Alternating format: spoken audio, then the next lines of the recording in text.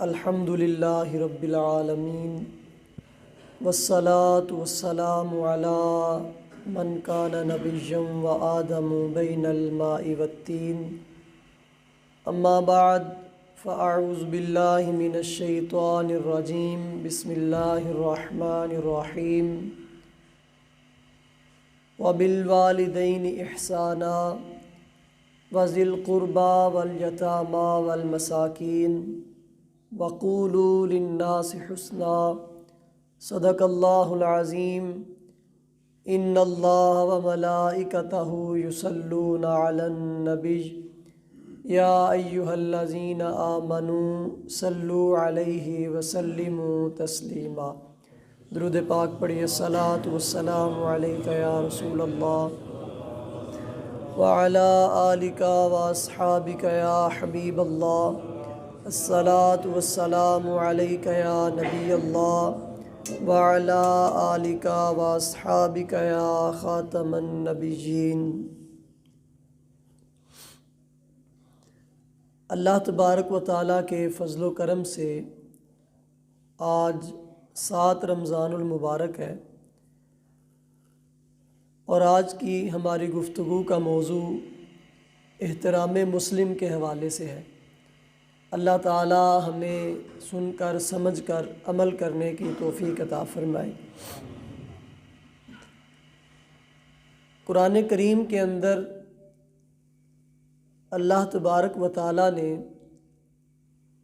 حقوق العباد کو بہت زیادہ اہمیت عطا فرمائی ہے۔ احادیث کے اندر سرکار دو عالم صلی اللہ علیہ وآلہ وسلم نے بھی بے شمار مقامات پر حقوق العباد کو بیان کیا ہے اور ان کا خیال رکھنے کا بھی حکم ارشاد فرمایا ہے۔ سورہ بقرہ کی آیت نمبر 83 کا ایک حصہ میں نے آپ کے سامنے تلاوت کیا ہے۔ اس میں اللہ تبارک و تعالیٰ ارشاد فرماتا ہے وَبِالْوَالِدَيْنِ احسانا، اور اپنے والدین کے ساتھ بھلائی کرو،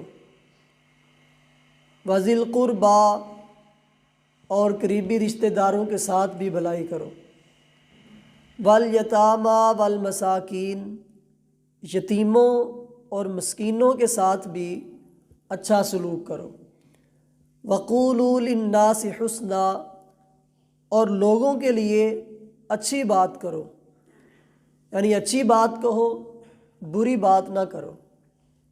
اس آیت کریمہ کے اندر اللہ تبارک و تعالیٰ نے احترام مسلم کو بیان کیا ہے، حقوق العباد کو بیان کیا ہے، اور پھر حقوق العباد کے اندر سب سے زیادہ اہمیت والدین کے حقوق کی ہے، یعنی اللہ اور رسول کے حقوق کے بعد سب سے زیادہ بندوں میں جن کے حقوق بیان کیے گئے ہیں اور جن کے حقوق کو اہمیت دی گئی ہے وہ والدین ہیں۔ والدین کے حقوق کو تمام لوگوں کے حقوق پر مقدم کیا گیا ہے۔ پھر اس کے بعد یعنی والدین کے بعد جو قریبی رشتہ دار ہیں ان کے حقوق دیگر لوگوں کے حقوق پر مقدم ہیں، یعنی والدین کے حقوق ادا کرنے کے بعد سب سے زیادہ جن لوگوں کے حقوق ادا کرنے کا حق ہے وہ قریبی رشتہ دار ہیں، اور پھر قریبی رشتہ داروں کے بعد دیگر لوگوں کا جو رشتہ دار نہیں ہے ان کا نمبر ہے، ان میں بھی پھر یتیموں اور مسکینوں کا حق مقدم ہے، جیسا کہ اس آیت کے اندر اللہ تبارک و تعالیٰ نے ارشاد فرمایا ہے۔ اب اگر ہم اس کی تفصیل کریں اور ہر ایک کی الگ الگ بیان کریں تو یہ بڑا لمبا وقت درکار ہے۔ میں اپنے موضوع پر مختصر سی گفتگو کرنا چاہتا ہوں۔ والدین کے جو حقوق ہیں ان کا خیال رکھنا اور ان حقوق کو ادا کرنا اور والدین کے ساتھ بھلائی کرنا، یہ ہر مسلمان جانتا ہے کہ یہ ضروری ہے، اور اس پر مختلف اوقات میں مختلف بیانات بھی ہم کرتے اور سنتے رہتے ہیں۔ مطلقاً اگر احترام مسلم کے حوالے سے بات کی جائے پھر اس میں والدین کے علاوہ جو دیگر ہمارے رشتہ دار ہیں ان کے حوالے سے اگر دیکھا جائے تو سرکار دو عالم صلی اللہ علیہ وسلم کی کئی احادیث ہیں جن میں اس بات کی اہمیت کو اجاگر کیا گیا ہے۔ آقا کونین صلی اللہ علیہ وآلہ وسلم نے ایک مقام پر بڑے بھائی کے حق کو بیان کیا ہے کہ بڑا بھائی جو ہوتا ہے اس کا حق کیسا ہے۔ چھوٹے بہن بھائی جو ہیں ان پر بڑے بھائی کی عزت کرنا، بڑے بھائی کو احترام دینا اور بڑے بھائی کے حقوق کا خیال رکھنا یہ کتنا ضروری ہے۔ اور جو بڑا بھائی ہے اس پر چھوٹے بہن بھائیوں کے ساتھ کیسا سلوک رکھنے کا حکم ارشاد فرمایا گیا۔ آقا کونین صلی اللہ علیہ وسلم نے بڑے خوبصورت اور حسین انداز کے اندر اس چیز کو بیان کیا۔ ارشاد فرمایا کہ حق کبیر الاخواتی علی صغیرہم کحق الوالدی علی ولدہ۔ ارشاد فرمایا کہ بڑے بھائی کا چھوٹے بہن بھائیوں پر حق ایسا ہے کہ جیسے باپ کا حق اولاد پر ہوتا ہے، کہ جس طرح اولاد پر لازم ہے کہ وہ باپ کی تعظیم کرے، باپ کا حق مانے، باپ کا حق سمجھے، باپ کے حقوق ادا کرے، اسی طرح چھوٹے بہن بھائیوں پر یہ بھی لازم ہے کہ وہ بڑے بھائی کا حق پہچانے، بڑے بھائی کا حق مانے اور اس کی تعظیم کرے، اس کا احترام کرے اور اس کے حقوق کا خیال رکھے۔ اور اسی طرح دوسری طرف اگر دیکھا جائے تو جس طرح باپ پر لازم ہے کہ وہ اولاد کی تربیت کا خیال کرے، اولاد کے حقوق کا خیال رکھے، اولاد کی دیگر چیزیں جو ہیں ان کی تربیت، ان کی تعلیم و تربیت، دیگر جو چیزیں باپ پر لازم ہوتی ہے وہ جس طرح باپ پر لازم ہے کہ وہ اولاد کا خیال کرے، اسی طرح بڑے بھائی پر بھی لازم ہے کہ وہ چھوٹے بہن بھائیوں کی تعلیم و تربیت کا خیال رکھے، ان کے حقوق ادا کرے۔ تو اگر بڑے بھائی کو باپ کا درجہ دیا گیا ہے تو اس کا مطلب یہ ہے کہ بڑا بھائی جو ہے وہ بھی کوئی عام بندہ نہیں ہے، بلکہ سرکار دو عالم صلی اللہ علیہ وسلم نے اس کا بھی حق بیان کیا ہے۔ تو ہمیں بھی چاہیے کہ ہم جن کے بڑے بھائی ہیں وہ اپنے بڑے بھائیوں کا احترام کریں اور ان کی عزت کریں اور ان کے حقوق کا خیال رکھیں، اور بڑے بھائیوں کو بھی چاہیے کہ وہ چھوٹے بہن بھائیوں کے ساتھ شفقت والا معاملہ رکھیں، لڑائی جھگڑے والا معاملہ نہ کریں۔ ایک اور مقام پر حضرت سیدنا عاصم رضی اللہ تعالیٰ عنہ سے روایت ہے، آپ فرماتے ہیں کہ سرکار دو عالم صلی اللہ علیہ وآلہ وسلم نے ایک مقام پر دو چیزیں ارشاد فرمائی اور فرمایا کہ جو بندہ ان دو چیزوں کا خیال کرتا ہے اللہ تعالیٰ ان دو کے بدلے میں اسے 3 انعام عطا فرماتا ہے، کہ 2 کام کرنے ہیں، ان 2 کاموں کے بدلے اللہ تمہیں 3 انعام عطا فرمائے گا۔ عرض کی یا رسول اللہ وہ 2 کام کون سے ہیں؟ ارشاد فرمایا فَلْيَتَّقِ اللَّهَ وَلْيَصِلْ رَحِمَهُ، اللہ سے ڈرو اور صلہ رحمی اختیار کرو، یعنی اللہ سے ڈرتے رہو اور لوگوں کے ساتھ اچھا سلوک کرو، صلہ رحمی کرو، یہ 2 کام تم نے کرنے ہیں۔ عرض کی آقا اگر یہ 2 کام کریں گے تو اس پر 3 انعام کون سے ہیں؟ فرمایا وہ 3 انعام یہ ہے کہ من سرہ ان یمد اللہ فی عمرہ، جو بندہ یہ چاہتا ہے کہ اللہ اس کی عمر دراز کر دے، اس کی عمر لمبی ہو جائے، وہ یہ 2 کام کرے، اللہ سے ڈرے اور لوگوں کے ساتھ اچھا سلوک کرے۔ پھر دوسرا انعام فرمایا کہ وَيُوَسِّعَ لَهُ فِي رِزْقِهِ، جو یہ چاہتا ہے کہ اللہ اس کے رزق کو بڑھا دے، اس کے رزق کو وسیع کر دے، اسے بھی چاہیے کہ اللہ سے ڈرے اور لوگوں کے ساتھ اچھا سلوک کرے۔ اور تیسرا انعام یہ ہے کہ وَيُدْفِعَ عَنْهُ فِي مَيْتَةِ السُّوءِ، جو بندہ یہ چاہتا ہے کہ اس کا خاتمہ اچھا ہو جائے، اس کی موت بری نہ ہو، وہ اچھی موت کے ساتھ اس دنیا سے جائے، اسے بھی چاہیے کہ وہ اللہ سے ڈرے اور لوگوں کے ساتھ اچھا سلوک کرے۔ یہ کتنے خوبصورت انعام ہے کہ اگر بندہ اللہ سے ڈرتا ہے اور لوگوں کے ساتھ اچھا سلوک کرتا ہے، رشتہ داروں کے ساتھ صلہ رحمی کرتا ہے، اللہ اس کی عمر بھی دراز کر دے گا، اس کے رزق کو وسیع کر دے گا اور اس کا خاتمہ بھی اچھا عطا فرما دے گا۔ تو یہ کوئی چھوٹے انعام نہیں ہے، کام دو ہے، صرف اللہ سے ڈرو اور لوگوں کے ساتھ اچھا سلوک کرو۔ اسی طرح سرکار دو عالم صلی اللہ علیہ وسلم نے ایک اور مقام پر، حضرت ابو ہریرہ رضی اللہ تعالیٰ عنہ آپ روایت کرتے ہیں، صحیح مسلم کے اندر یہ حدیث پاک موجود ہے، فرماتے ہیں ایک دن آقا کونین صلی اللہ علیہ وسلم نے مجمع صحابہ سے سوال کیا، اے میرے صحابہ بتاؤ مفلس کون ہے، نادار، تنگ دست، ماڑا بندہ کون ہے؟ عرض کرتے ہیں یا رسول اللہ مفلس وہ ہے جس کے پاس پیسے نہ ہو، درہم و دینار نہ ہو، جس کے پاس مال نہ ہو، وہ مفلس ہے، نادار ہے، تنگ دست ہے، وہ ماڑا ہے۔ فرمایا نہیں، وہ مفلس نہیں ہے جس کے پاس پیسے نہ ہو، وہ مفلس نہیں ہے جس کے پاس مال نہ ہو، درہم و دینار نہ ہو۔ آقا پھر مفلس کون ہے؟ آپ بتائیں مفلس کون ہے؟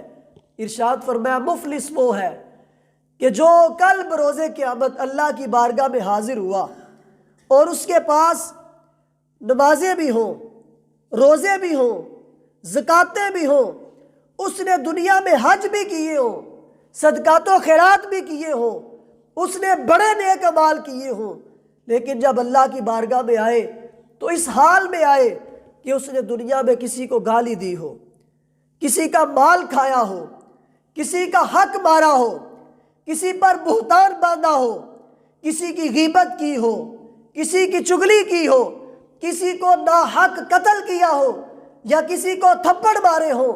فرمایا وہ اس حال میں آئے کہ اللہ کی بارگاہ میں جب آئے اس کے پاس عبادات تو ہو، نیک اعمال بھی ہو، لیکن اس نے حقوق العباد کا خیال نہ رکھا ہو، وہ مفلس ہے۔ آقا پھر اس کا کیا بنے گا؟ ارشاد فرمایا وہ تمام لوگ وہاں پر حاضر کیے جائیں گے جن کا حق اس نے مارا ہوگا، اور پھر ان کے حقوق کو پورا کرنے کے لیے اس کی نیکیاں اٹھا کر ان کے نامہ اعمال میں ڈالی جائیں گی، اور اگر ان کے حقوق پورے ہونے سے پہلے اس کی نیکیاں ختم ہو گئی تو فرمایا ان کے گناہ اٹھا کر اس کے نامہ اعمال میں ڈال دیے جائیں گے۔ اس سے بڑا مفلس کون ہے؟ اس سے بڑا تنگ دست کون ہے کہ جس نے نمازیں بھی پڑھی ہوں، روزے بھی رکھے ہوں، زکاتیں بھی دی ہوں، سارا کچھ کیا ہو، لیکن مسلمانوں کے حق کا خیال نہ کیا ہو؟ فرمایا اس سے بڑا مفلس اور تنگ دست کوئی نہیں ہے۔ اس حدیث پاک سے بھی معلوم ہوتا ہے کہ حقوق العباد کا خیال رکھنا کتنا ضروری ہے، احترام مسلم کتنا ضروری ہے، مسلمانوں کے حق کا خیال رکھنا بہت زیادہ ضروری ہے۔ ایک اور مقام پر آقا کونین صلی اللہ علیہ وسلم ارشاد فرماتے ہیں المسلم من سالم المسلمون من لسانہ و یدہ۔ فرمایا اچھا مسلمان تو وہ ہے کہ جس کے ہاتھ اور اس کی زبان سے دوسرے مسلمان محفوظ رہیں، وہ اچھا مسلمان ہے کہ اس کے ہاتھ سے بھی اس کی زبان سے بھی مسلمان محفوظ ہوں۔ ایک اور مقام پر فرمایا المؤمن من امنہ المؤمنون علی انفسہم و اموالہم۔ فرمایا مومن بندہ وہ ہے کہ لوگ اپنی جانوں پر اور اپنے مالوں پر جس سے خوف محسوس نہ کریں، وہ بندہ مومن ہے۔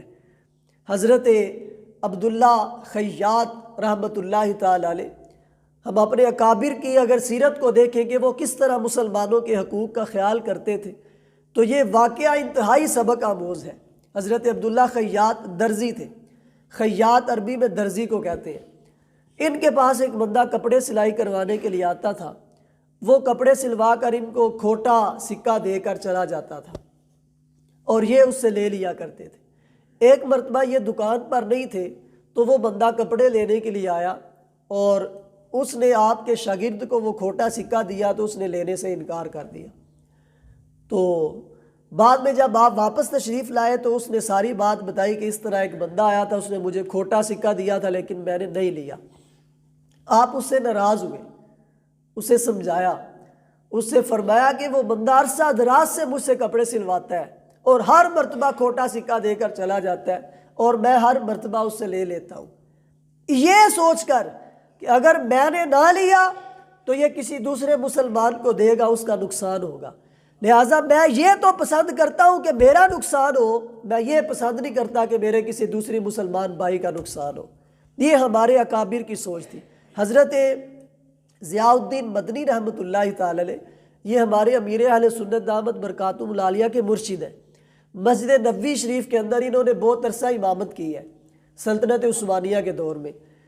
تو یہ فرماتے ہیں کہ اس وقت مدینہ شریف کے لوگوں کا حال یہ ہوتا تھا کہ جب بازار کے اندر کسی دکاندار کی بکری اچھی نہیں ہوتی تھی تو کوئی گاہک آتا تھا تو وہ ایک دکان پہ سودا لینے کے لیے جاتا، تو وہ دکاندار اسے کہتا تھا کہ میں نے آج اچھا کما لیا ہے، وہ فلاں دکان والا جو ہے اس کی آج بکری اچھی نہیں ہوئی، تم جا کر اس سے مال خرید لو تاکہ اس کی بکری بھی اچھی ہو جائے۔ یہ ان لوگوں کا حال تھا، یہ ان لوگوں کی سوچ تھی۔ آج تو جناب مارا ماری کا عالم ہے، آج ہم دوسرے کے گاہکوں کو خراب کرنے کے لیے اپنے طرف بلاتے ہیں، اور باقاعدہ کئی دکانوں والوں نے گاہک کھینچنے کے لیے بندے رکھے ہوئے ہیں، تنخواہ پر، دیہڑی پر۔ ان کا کام یہ ہوتا ہے کہ وہ دکان کے سامنے کھڑے ہو کر بس لوگوں کو پکڑ پکڑ کر دکان پہ لے کے آتے ہیں۔ تو یہ ہمارا حال ہے، جبکہ شریعت کے اندر احترام مسلم کا بہت زیادہ خیال رکھا گیا ہے، اس کی اہمیت کو بیان کیا گیا ہے۔ ہمیں بھی چاہیے ہم اپنے مسلمان بھائیوں کے حقوق کو پہچانیں، ان کے حقوق کا خیال کریں، اور احترام مسلم جو ہے اس کو ہر وقت اپنے پیش نظر رکھیں۔ اللہ تبارک و تعالی ہمیں عمل کی توفیق عطا فرمائے۔